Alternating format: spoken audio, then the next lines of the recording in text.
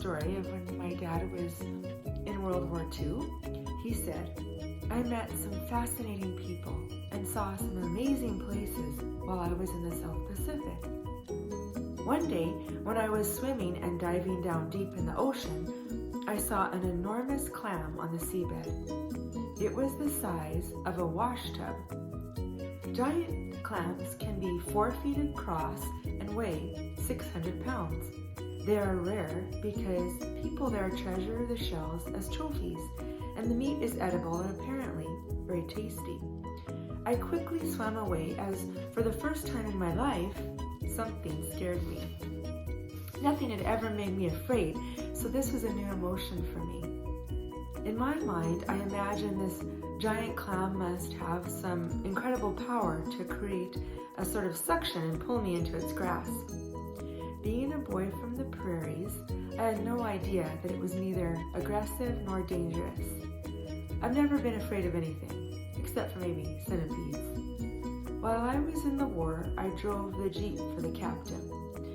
I was always his driver, so I heard a lot of interesting conversations that really weren't meant for me.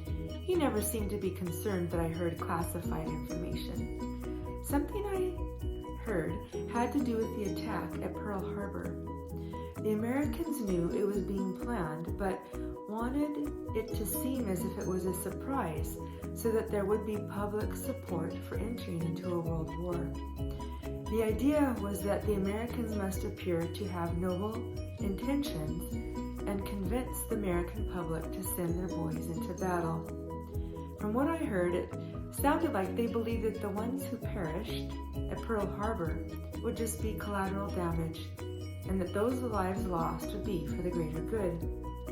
It was a strategy to make it so that enough personnel would be in the harbor that day to make it look heartbreaking to the public.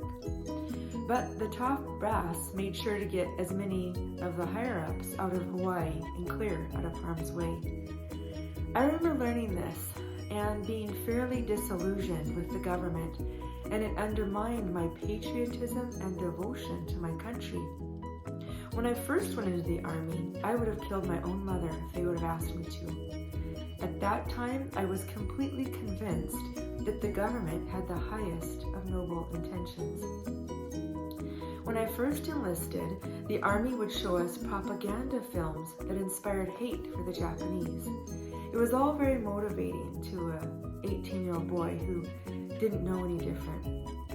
The experience of driving that Jeep proved to be a blessing in disguise because I learned so much about the realities of what happens behind the scenes in war. It changed my perspective completely and helped me to develop the skill of thinking for myself instead of being influenced without proof or research.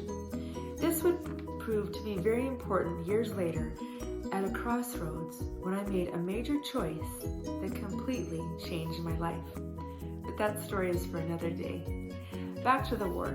It's good to know some practical facts about what to do in the jungle when the bombs are coming at you. I'll tell you about that story next time. Thank you for watching.